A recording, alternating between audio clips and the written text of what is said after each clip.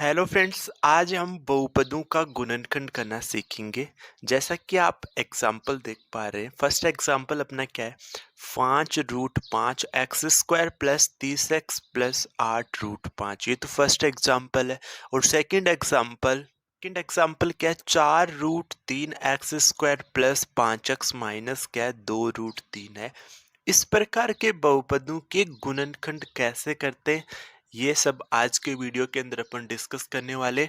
मैं आपको बता दूं कि सिंपल बहुपद का गुणनखंड करना तो आपको हर कोई वीडियो के अंदर सिखा देगा, लेकिन इस टाइप के बहुपद के गुणनखंड कैसे किए जाते हैं ऐसा आज तक आपको किसी ने नहीं सिखाया होगा। और मैंने बहुपदों के गुणनखंड कैसे करते हैं इस पे 3 पार्ट डिस्कस किए।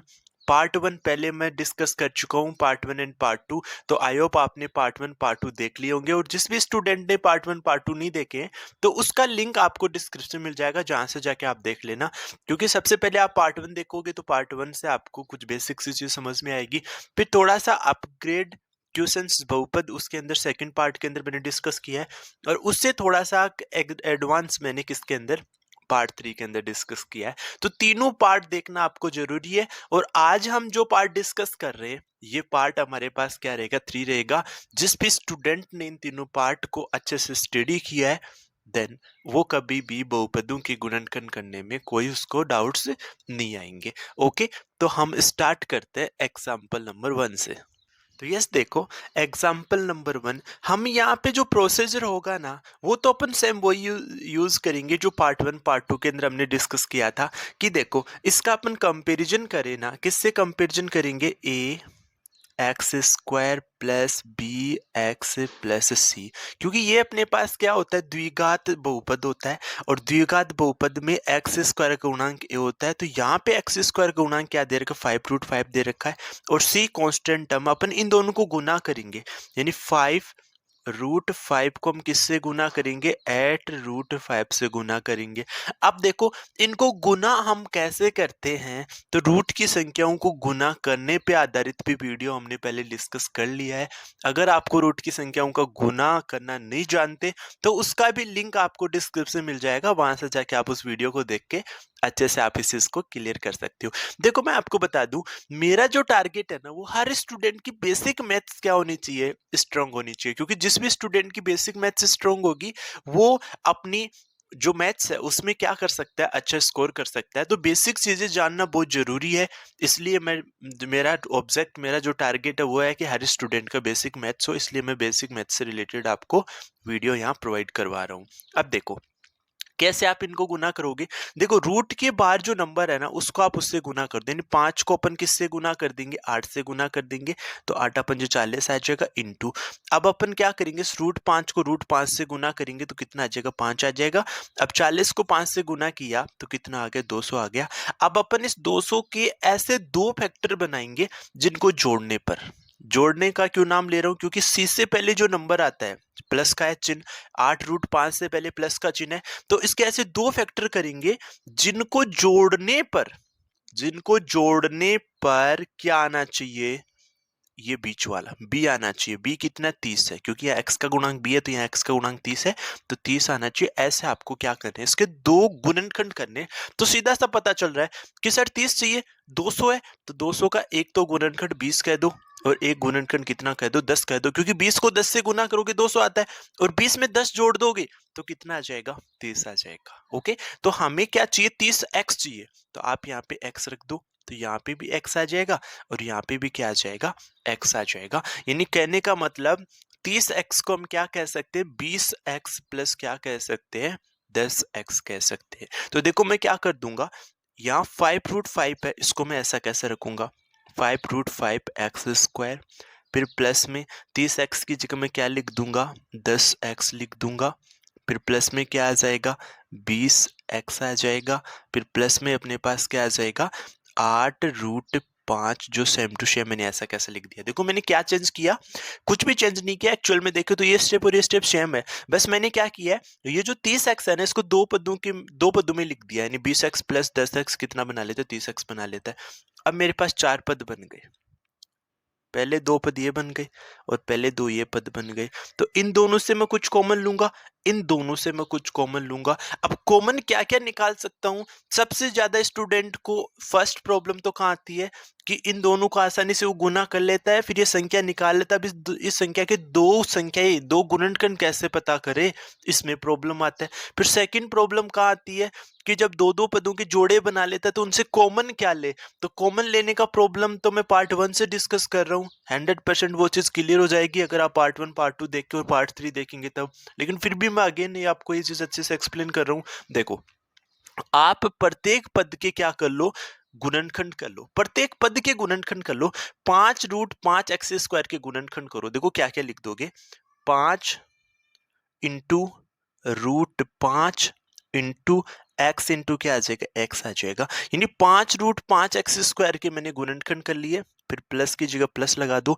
10 के भी गुणनखंड कर लो तो क्या कर दोगे, 2 इंटू 5 आता है क्योंकि 5 दूनी 10। लेकिन 5 को भी मैं यहाँ रूट की फॉर्म में लिखूंगा क्योंकि यहाँ पे मोस्टली जो 5 है ना वो रूट की फॉर्म में है।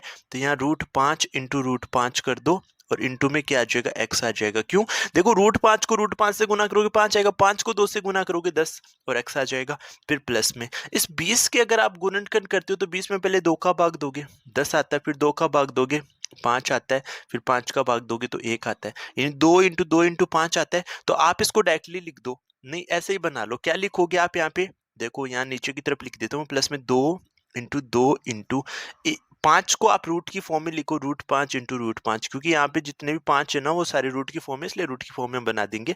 इसके साथ इंटू में क्या आ जाएगा, एक्स आ जाएगा। बात फिनिश, आप समझ गए होंगे। फिर प्लस में इस 8√5 के भी कर लो फैक्टर, तो 8 को क्या लिख दोगे, 2 इंटू में क्या आ जाएगा, √5 आ जाएगा। ओके, आई होप आपको ये चीज समझ में आ गई होगी।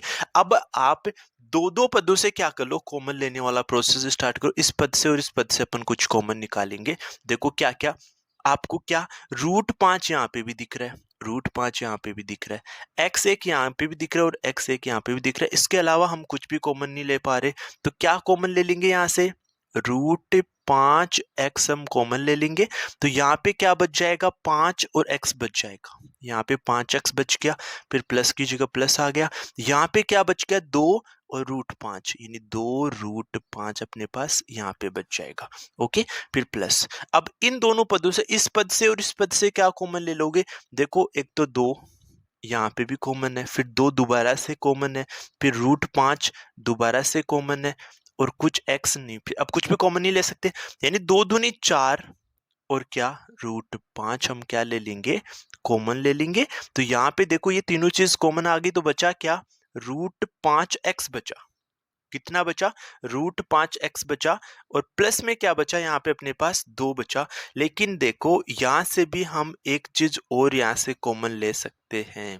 क्या, √5 हम यहाँ से और कॉमन ले पाएंगे, इससे अभी मैं बता दूंगा। देखो क्या आया, यहाँ से अपने पास क्या बच गया, √5x, फिर प्लस में यहाँ पे क्या बच गया, 2 बच गया। इतना चीज हमें समझ में आया। लेकिन मैं आपको हर बार जब भी एग्जाम्पल बहुपद के गुणनखंड ज्ञात करने का सिखा रहा हूँ तब हर बार बोलता हूँ कि फर्स्ट ब्रेकेट और सेकंड ब्रेकेट का वैल्यू हमारे पास क्या आना चाहिए, इक्वल आना चाहिए। लेकिन आप यहाँ पे देख पा रहे होंगे कि इसका वैल्यू हमारे पास इक्वल नहीं आया, यानी कि हम पहले कुछ ना कुछ मिस्टेक कर चुके हैं। क्या मिस्टेक किए, ये वाला बात तो सही है। इन दोनों से आप क्या कर सकते हो, √5 और कॉमन ले सकते हो। कैसे, इस 5 को आप ऐसा लिख दोगे, √5 इंटू √5 और इसके साथ इंटू में क्या पड़ा, x पड़ा है। यानी कि अब आप यहाँ √5 और √5 क्या कर लो, कॉमन ले लोगे, तो √5 बाहर आएगा, तो √5 से √5 गुना होके यहाँ तो 5x बना लेगा और यहाँ पे क्या आ जाएगा, √5x आ जाएगा, √5x आ जाएगा और प्लस में यहाँ पे क्या बच जाएगा, 2 बच जाएगा। और प्लस में ये चीज कॉमन पड़ी है, 4√5 और √5x प्लस में कितना आ जाएगा, 2 आ जाएगा। अब आपको ये चीज समझ में आ रही होगी कि अब क्या हो गया, दोनों जो ब्रैकेट के वैल्यू है ना वो क्या बन गया, इक्वल बन गया। क्योंकि यहाँ पे भी √5x प्लस 2, √5x प्लस 2, तो आप इसको कॉमन ले लो, तो √5x प्लस 2 अपने पास क्या आ जाएगा, कॉमन आ जाएगा।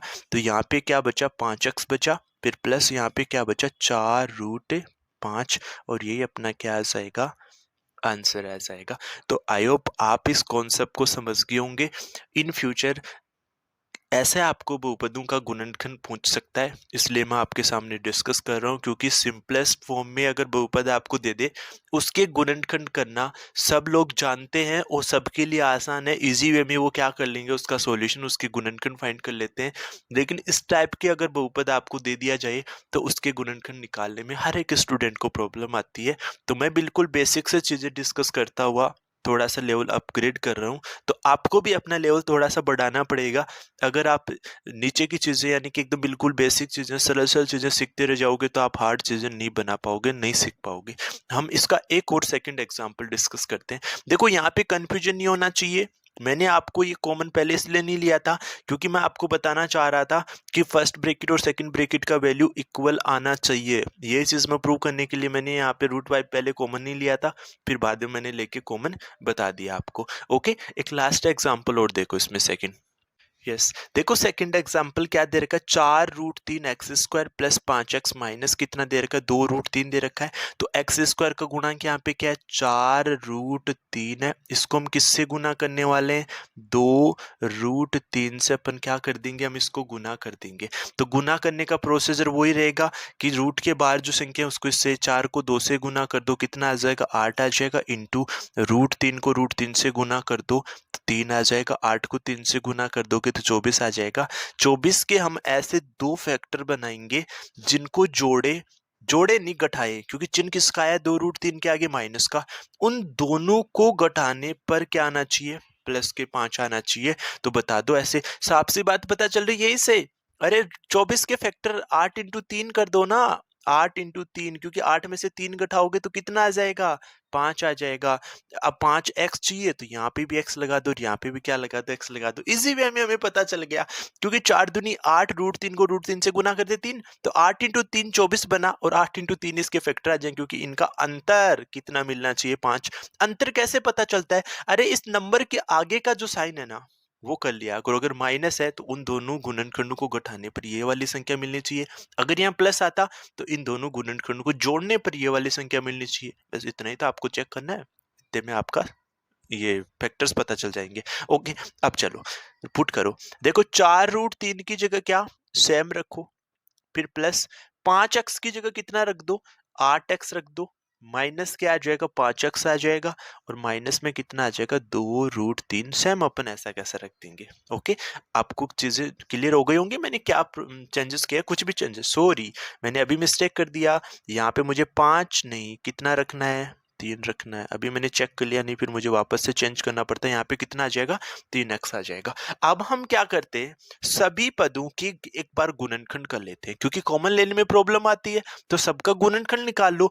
4 को क्या लिख दोगे, देखो 2 इंटू 2 4, इसके साथ √3 आ जाएगा, इंटू क्या आ जाएगा, x² आ जाएगा, फिर प्लस की जगह प्लस, यानी x² को भी आप तोड़ सकते हो x इंटू एक्स के अंदर, लेकिन नो डाउट लिया फिर बना देता हूँ, x इंटू क्या आ जाएगा, x आ जाएगा, फिर प्लस 8 के कर लो, तो 8 को आप 2 इंटू 2 इंटू 2 इंटू क्या आ जाएगा, x आ जाएगा, फिर माइनस 3 को देखो रूट की फॉर्म में चेंज कर लो, क्योंकि यहाँ पे रूट दे रखा ना, इसलिए अपन 3 को क्या लिख देंगे, √3 इंटू √3 आ जाएगा, और इंटू में x आ जाएगा, क्योंकि √3 को √3 से गुना करोगे तो 3 आ जाता है।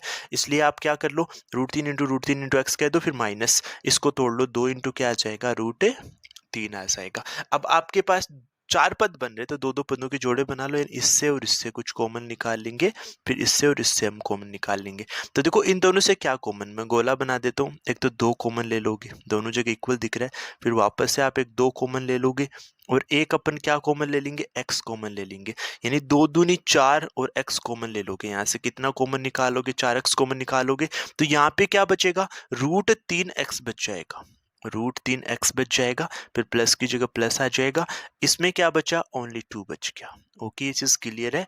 अब इससे देखो, एक तो माइनस दोनों जगह, तो माइनस कॉमन ले लो, एक क्या कॉमन ले लो, √3 यहाँ पे भी है, √3 यहाँ पे भी है, एक √3 कॉमन ले लो, इसके अलावा कुछ कॉमन नहीं ले सकते। तो यहाँ पे तो क्या बच गया, √3x बच गया, ये माइनस बाहर चला गया तो इसकी जगह प्लस बच जाएगा, और आगे क्या बच गया, ओनली अपने पास 2 बच गया। और अभी मैंने आपको ये चीज बताया था कि फर्स्ट ब्रैकेट और सेकंड ब्रैकेट का वैल्यू इक्वल दिख रहा है, तो ये बात तो हमारी ऑलरेडी सही हो गई।